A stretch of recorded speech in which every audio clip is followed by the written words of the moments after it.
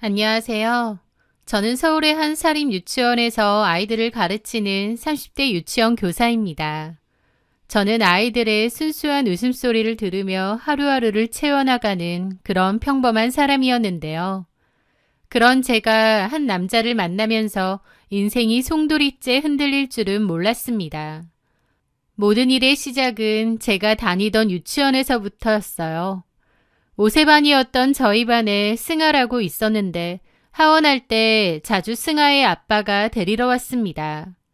훤칠한 키에 서글서글한 인상, 아이에게 늘 다정한 말투로 말을 하는 그런 학부모였죠.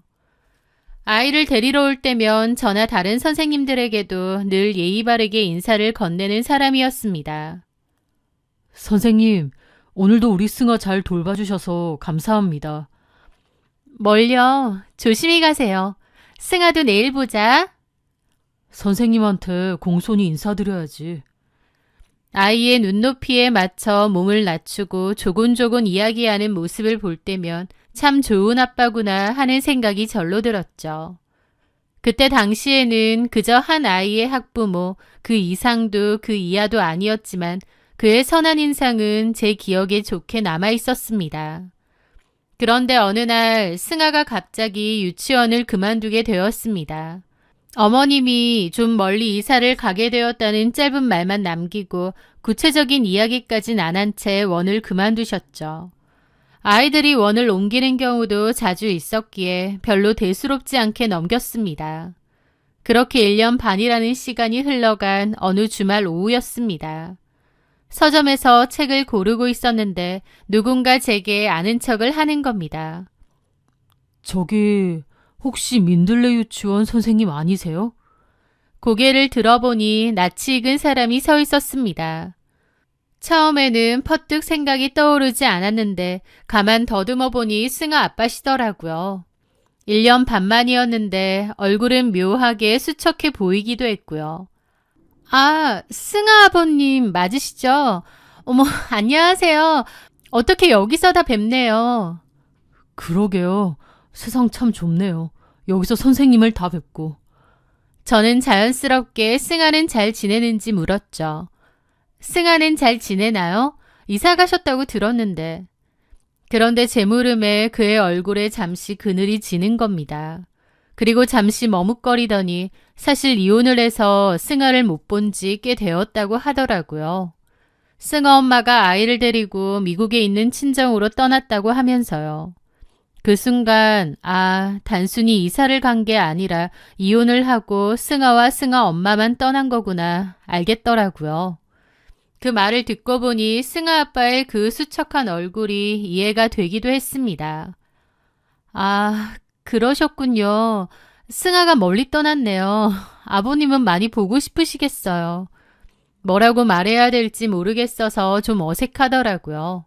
어쨌든 그렇게 잠깐의 인사를 나누고 헤어졌습니다. 그런데 뜻밖에도 며칠 뒤 그에게서 개인적으로 연락이 온 거예요. 제가 전에 승아 담임 선생님이었기 때문에 연락처는 학부모님들에게 다 드리거든요. 그런데 자기를 승아 아빠라고 하면서 승아가 저한테 전해달라고 준 게 있는데 잠깐 시간 되시냐고 하더라고요. 학부모님, 그것도 원생 아버님과는 개인적으로 만나는 일이 없지만 전해줄 게 있다고도 하고 또 더 이상 원생 아버님도 아니었기에 가볍게 만나보게 되었습니다. 승아가 유난히 저를 잘 따랐다면서 그림 그린 거랑 삐뚤빼뚤 짧게 편지 쓴 것도 전해주시더라고요. 그러면서 커피 한 잔을 하며 이런저런 대화도 나누게 되었습니다. 승아 아빠는 변호사라고 했고 이혼 후 승아를 잘 못 보게 되니 좀 힘들어 하시기도 하더라고요. 저도 좀 위로를 하게 되었고 그 뒤로 한 번씩 연락을 주고받게 되었습니다. 그러다가 어느 순간부터 저에게 아주 적극적으로 다가왔어요. 이혼을 하기도 했고 원도 그만뒀지만 그래도 예전 유치원생 부모님인데 이렇게 따로 만나도 되나 좀 걱정도 됐지만 저도 호감이 많이 느껴졌고 그렇게 종종 만나다가 연인 사이로 발전하게 되었습니다. 그렇게 만나오다가 제가 고아라는 사실도 밝히게 되었어요. 그런데 오히려 그 남자는 제 손을 잡으며 말했습니다.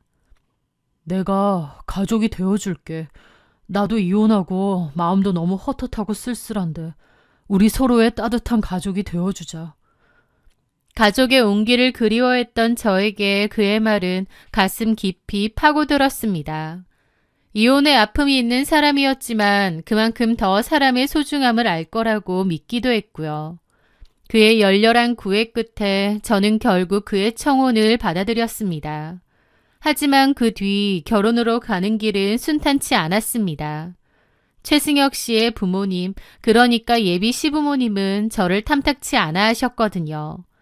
처음 인사를 드리러 가는 날 식당에 들어서는 순간부터 그분들의 얼굴에는 노골적인 불만이 가득했습니다. 제게는 눈길 한번 제대로 주지 않으시고 아들에게만 왔느냐 짧게 말할 뿐이었죠. 어색한 침묵 속에서 식사가 시작되고 시어머님은 젓가락을 들기도 전에 저를 위아래로 훑어보며 입을 열었습니다. 부모가 다 돌아가셨다고? 네. 직업도 유치원 교사고.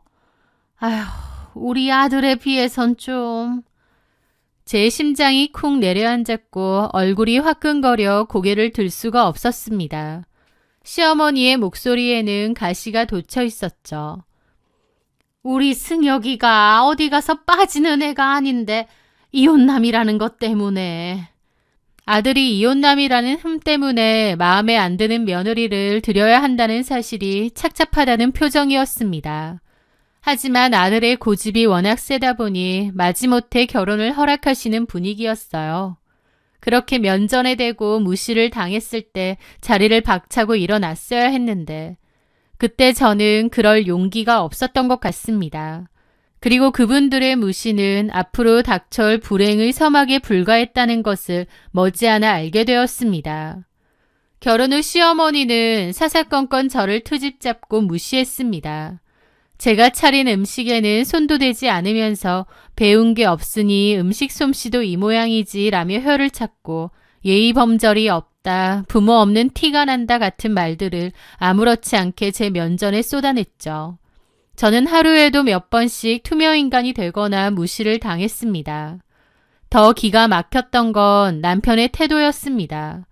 제가 시어머니에게 구박받는 것을 뻔히 보면서도 그는 남일인 척 철저히 외면했죠. 게다가 오히려 제 탓을 하거나 짜증을 내는 일도 많았습니다. 우리 엄마가 원래 저런 분인 거 몰랐어? 당신이 좀 더 싹싹하게 굴면 되잖아. 왜 자꾸 일을 만들어?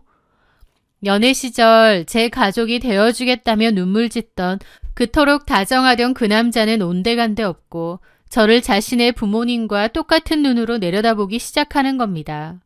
그리고 툭 하면 당신이 뭘 안다고 내 일에 끼어들어. 당신은 그냥 집에서 밥이나 하고 애나 잘 키우면 되는 거야. 간섭하지 마. 나 간섭하는 거 딱 질색이야. 내가 벌어다 주는 돈으로 편하게 살잖아. 그럼 나한테 전적으로 맞춰. 라는 식으로 저를 무시하기도 했습니다. 남편은 돈을 잘 벌었어요. 변호사긴 하지만 일반적인 변호보다는 돈 많은 사람들이나 불법적인 일에 연루된 사람들의 변호를 맡으며 큰 돈을 버는 것 같았습니다. 게다가 변호사 일 말고도 따로 사업이나 투자도 열심히 하였습니다. 돈 욕심이 상당한 사람이었기에 돈만 주면 무슨 일이든 하겠다는 태도였죠. 그러면서 남편은 자신이 이룬 부와 사회적 지위가 대단한 벼슬이라도 되는 양 저를 한없이 깎아내렸습니다. 저는 그저 그의 삶을 뒷받침하는 장식품이나 집안일을 하고 아이를 키우는 도구에 불과했죠. 저는 결혼하고 한 달 만에 아이가 들어섰고 아들을 낳았는데요. 그나마도 저희 아이를 보며 결혼 생활의 힘듦을 참아냈습니다. 어린 저희 아들을 안고 있으면 남편에 대한 원망도 시부모님에 대한 서름도 잠시나마 잊을 수 있었거든요. 그래, 민호를 위해서라도 버텨야 해. 우리 아들을 좋은 환경에서 키우자 라는 생각을 늘 되뇌이면서요. 저는 부모님을 일찍 여의고 친척집을 전전하며 살았기 때문에 서러운 일도 많았거든요. 그래서 저희 아들한테만큼은 안정적인 부모와 보금자리를 만들어주고 싶었습니다.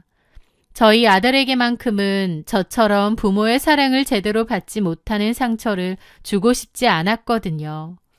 비록 저를 무시하는 남편이지만 아이한테는 좋은 아빠다 보니 저만 참으면 된다는 마음 하나로 하루하루를 버틴 것 같습니다.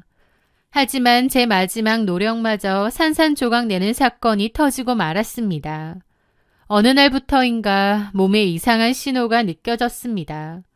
처음에는 그냥 피곤해서 그런가 보다 하고 넘겼지만 시간이 지날수록 불쾌한 증상들은 심해졌습니다. 결국 산부인과를 찾았고 몇 가지 검사를 진행했는데 청천벽력 같은 진단을 받았습니다. 제가 성병이라는 거예요. 불행 중 다행으로 치료가 안 되는 성병도 많은데 제가 걸린 병은 약 먹고 치료만 잘 받으면 완치가 된다고 하더라고요. 하지만 그걸 알게 된 저는 세상이 무너지는 것 같았습니다. 남편 외에는 다른 남자를 만난 적이 없는 저였기에 이 병이 어디서 왔는지는 불보듯 뻔했으니까요. 나중에서야 알게 된 거지만 과거 남편의 이혼 사유도 남편의 문란한 사생활 때문이었다고 합니다. 어쨌든 저도 그런 남편 때문에 피해자가 된 거죠. 수치심과 배신감에 온몸이 불덩이처럼 달아올랐고 사지가 부들부들 떨렸습니다. 그날 밤 저는 아이를 재우고 곤히 잠든 남편의 얼굴을 한참 동안 내려다보았습니다. 연애 시절 저를 공주님처럼 아껴주던 다정한 얼굴은 온데간데 없고 낯설고 추악한 괴물의 얼굴만이 그 자리에 있더군요. 저는 조용히 그의 휴대폰을 들고 안방을 나왔습니다. 거실 소파에 앉아 떨리는 손으로 휴대폰을 열어보았습니다. 그리고 그 안에서 온갖 더러운 진실들과 마주해야 했습니다.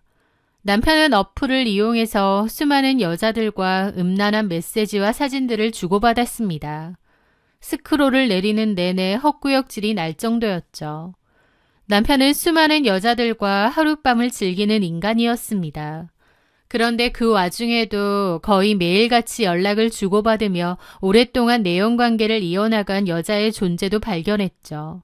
두 사람이 나눈 대화는 단순한 유의를 넘어선 오래되고 깊은 관계임을 짐작하게 했습니다.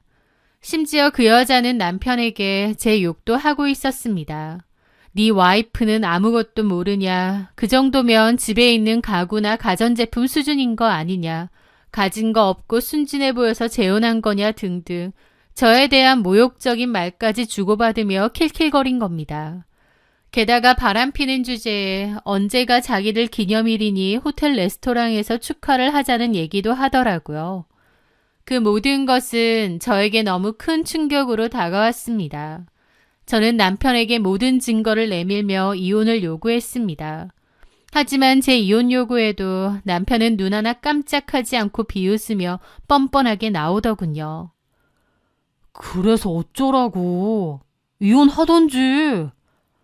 뭐라고요? 내가 뭐 사과라도 하고 그럴 줄 알았어? 내가 왜? 너무나도 뻔뻔한 남편의 태도에 어이가 없었는데 남편의 그 다음 말은 더 기가 막혔죠.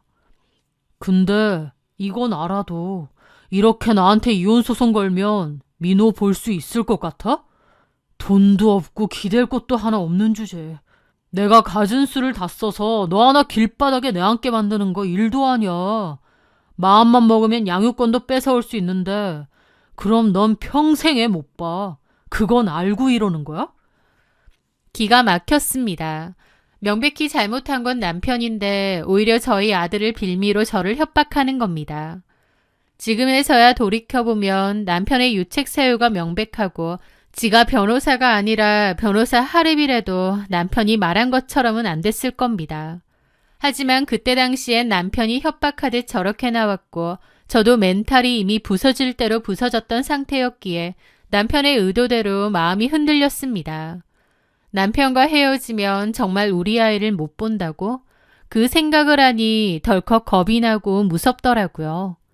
남편에게는 정말 인간에 대한 환멸까지 느껴질 정도였지만 아이에게로 협박을 하니 저도 겁이 났고 움츠러든 거죠. 그렇게 그 크나큰 일은 아무것도 하지 못한 채 흐지부지 지나갔습니다. 남편이 분명 외도를 저질렀음에도 사과도 받지 못했고 이혼 이야기도 흐지부지 없어진 거죠. 그리고 그날 이후 저는 그 집의 유령 같은 존재가 되었습니다. 내가 뭘 그렇게 잘못해서 이런 일을 겪어야 하나 너무 서럽고 억울해서 밤마다 소리 없이 눈물만 흘렸습니다. 하지만 남편은 제 눈물을 보면서도 비웃음을 흘릴 뿐이었죠.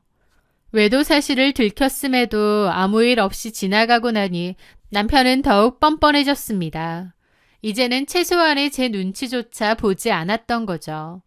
대놓고 외박을 하는 날이 잦아졌고 심지어는 제가 밥을 차리고 있는 식탁 건너편에서 상간녀와 태연하게 웃으며 통화를 하기까지 하는 겁니다. 제가 쳐다보면 오히려 왜 뭐 불만 있어? 안 입고 오면 이혼하던지 라며 시비를 걸었죠. 이혼하자는 말은 오히려 남편의 무기가 되어버렸습니다. 저는 그 앞에서 아무런 반항도 하지 못하는 마치 식물인간이라도 된 것 같은 무력감을 느껴야 했죠. 솔직히 당신도 알지 않아?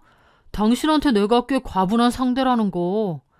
당신은 직업도 평범하고 부모도 없는 고아에 조건이라고 할 만한 것도 없잖아. 그런데도 내가 당신 잘 나가는 변호사 와이프 시켜줬고 지금 내 덕분에 호의호식하면서 잘 지내고 있는 거 아니야? 그럼 나한테 고마워할 줄 알아야지. 나한테 너무 바라는 거 많고 욕심이 너무 지나친 거 아니야? 바람 피고 다닌 주제에 나더러 욕심이 지나치다고? 그게 바로 욕심이라는 거야. 돈 잘 벌고 능력 있는 남편 얻었으면 양보하는 부분도 있어야지. 기가 막히더라고요. 톡 까놓고 이혼하면 갈 데나 있어? 민호 뺏기고 길바닥에 나앉고 싶지 않으면 그냥 조용히 입 닫고 살아. 집안 살림이나 하고 애나 잘 키우고. 그게 당신 역할이야. 그 역할을 당신이 충실하게 해줄 것 같아서 당신을 골라 결혼한 거고. 남편의 말은 날카로운 비수가 되어 매일같이 제 심장을 찔렀습니다. 저는 정말 이대로 모든 것을 포기하고 감정도 영혼도 없이 죽은 듯이 살아야 하나 체념하기 시작했습니다. 제 인생은 끝났다고 생각했죠. 그런데 어느 날 제가 이혼을 결심하게 된 일이 있었습니다. 민호가 유치원에서 다른 애들한테 말도 함부로 하고 무시하는 듯한 말도 했다는 거예요. 저는 경악을 했고 집에서 민호에게 훈육을 했습니다. 유치원에서 친구들에게 그렇게 하면 안 된다고 따끔하게 혼을 내려는데 아이가 제게 소리치는 것이었습니다. 엄마는 아빠 말만 잘 들으면 돼. 아무것도 모르는 주제에. 나는 엄마 말 안 들을 거야. 아들의 입에서 나온 말은 평소 남편이 저에게 하던 말과 토시 하나 다르지 않았습니다. 저는 그 자리에 얼어붙었습니다. 온몸의 피가 차갑게 식는 것 같은 기분이었죠. 민호야, 엄마한테 그런 말 하면 안 되는 거야. 그러자 아들은 제 손을 뿌리치며 소리치더라고요. 아빠가 그랬어. 엄마는 아무것도 모른다고. 엄마 말 들을 필요 없다고. 그 순간 눈이 뒤집히는 것 같았습니다. 제 아들이 남편의 행동과 말을 지켜보고 똑같이 배우고 있다는 사실에 온몸에 소름이 돋더라고요. 아빠의 오만한 말투와 엄마를 무시하는 태도를 그대로 따라하는 민호의 모습에 정신이 번쩍 들었죠. 아들을 위해서 이혼을 하지 않고 버티려고 했지만 사실은 내 아들을 내 남편과 다름없는 괴물로 키우고 있는 건 아닌가 깨닫게 된 거죠. 그날 저는 하루 종일 생각하고 또 생각했습니다. 그리고 결국 결심했어요. 이런 결혼 생활을 계속한다는 것도, 이런 모습을 아이한테 계속 보여주는 것도 결코 아이를 위한 게 아니구나. 내가 참는 게 모두를 위한 게 아니구나라는 것을요. 그리고 그날 이혼을 결심했습니다. 남편의 직업이 변호사기도 하고 또 워낙 철두철미한 인간이었기에 저를 쉽게 놔줄 것 같지는 않았습니다. 그래서 저도 만반의 준비를 해야 했어요.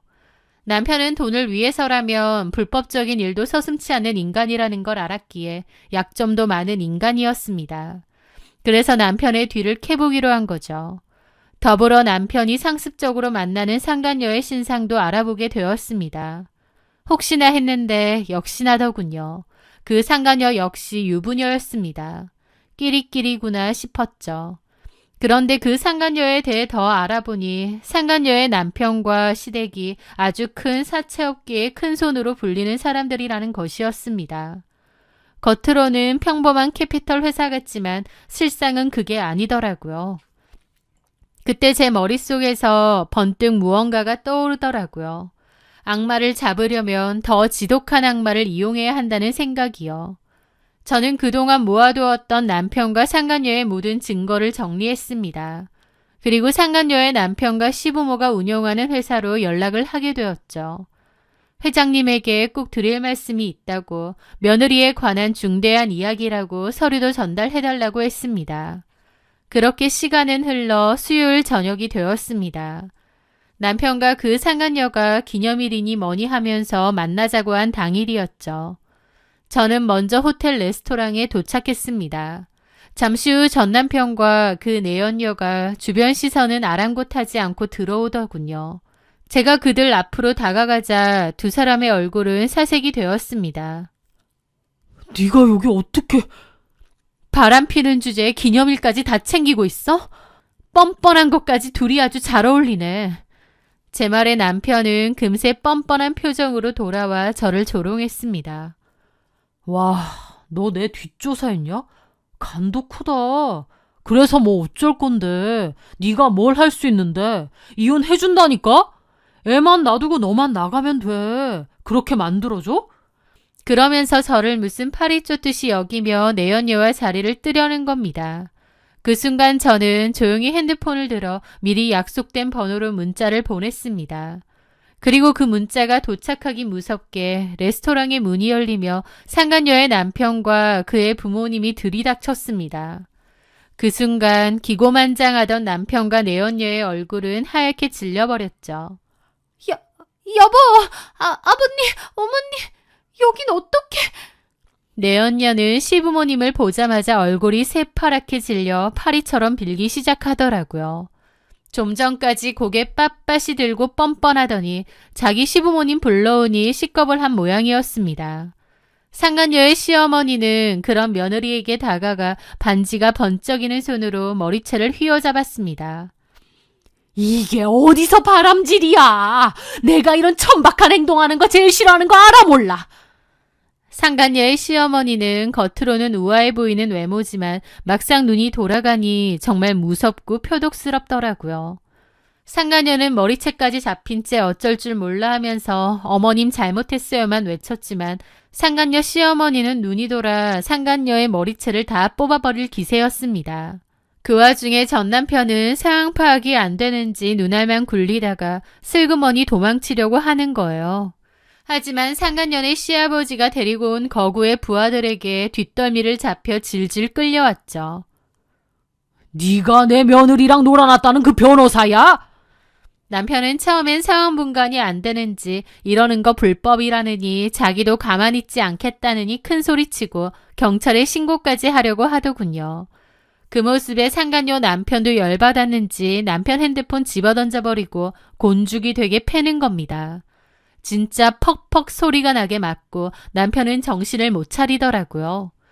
그렇게 한참을 처맞고 나니 아차 싶었는지 그제야 코피 줄줄 흘리며 무릎을 꿇고 싹싹 빌었는데 그 모습이 정말 비열하고 역겨웠습니다. 하지만 한편으로는 살려달라고 비는 그 꼬라지를 보니 속이 다 후련하긴 하더라고요. 사실 제가 그 불륜 증거자료를 상간녀의 남편과 시부모님 회사로 보낸 뒤 연락이 왔거든요. 한번 만나자고요. 만난 뒤 자초지종을 다 설명했고 두 사람이서 기념일 챙긴다고 언제 어디서 만나기로 했다는 얘기도 전했습니다. 그래서 이렇게 다들 모이게 된 거였죠. 그날 이후 전 남편의 인생은 나락으로 떨어졌습니다. 상간녀의 시댁은 그들이 가진 모든 인맥과 돈을 총동원해 제 남편을 짓밟기 시작했거든요. 남편이 그동안 몰래 행하던 불법적인 일을 결부시켜 강제로 해고 조치까지 시켰고 변호사협회에 징계 신청을 넣었죠. 그뿐만이 아니었습니다. 돈 욕심 많은 남편이 변호사 일 말고도 개인적인 사업을 한답시고 무리하게 끌어다 쓴 사채와 불법 대출들이 있었는데요. 그것도 한꺼번에 터져나왔습니다. 우여곡절 끝에 그는 결국 살던 집까지 팔아넘기고 하루아침에 파산하고 말았죠. 저더러 길바닥에 내앉고 싶냐고 했는데 정작 본인이 그 꼴이 된 겁니다. 그 상간녀의 인생 또한 시댁의 손에 의해 나락으로 떨어졌고요. 모든 것이 폭풍처럼 정리되는 동안 저는 재판 이혼을 진행했고 아들에 대한 양육권과 양육비도 다 받고 이혼하게 되었습니다. 위자료는 단 한 푼도 받지 않았습니다. 그 더러운 돈을 받고 싶지도 않았지만 이미 남편은 갖가지 소송으로 인해 빈털터리가 되어 있었거든요. 저는 양육권을 받아내고 2번 다시 내 아들 앞에 나타나지 않겠다는 약속만을 받아냈습니다. 그 후 저는 다시 유치원 교사로 돌아와 아들과 함께 작은 행복을 꾸려가고 있습니다.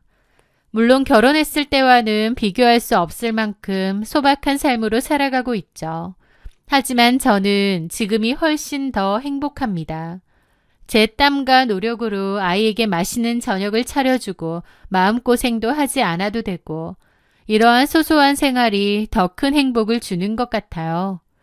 가끔은 애 아빠도 없이 혼자 키우려면 얼마나 힘들까라며 혀를 차는 소리가 들려올 때면 씁쓸하기도 합니다.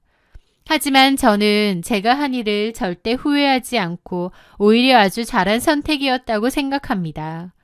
제 아들 민호도 이제는 더 이상 아빠의 흉내를 내지 않습니다. 제가 사랑으로 가르치고 보듬어주니 예전에 밝고 다정한 아이로 돌아왔거든요. 저는 제 아들에게 엄마는 무시해도 되는 존재가 아니라 세상에서 가장 사랑하고 존경해야 할 존재라는 것을 제 삶으로 직접 보여줄 겁니다. 진정한 강함은 누군가를 짓밟는 것이 아니라 소중한 것을 지키기 위해 스스로 단단해지는 것임을 알려주려고 해요. 저는 앞으로도 제 아들에게 부끄럽지 않은 씩씩하고 멋진 엄마가 되기 위해 열심히 살아갈 겁니다. 제 사연 들어주셔서 감사합니다.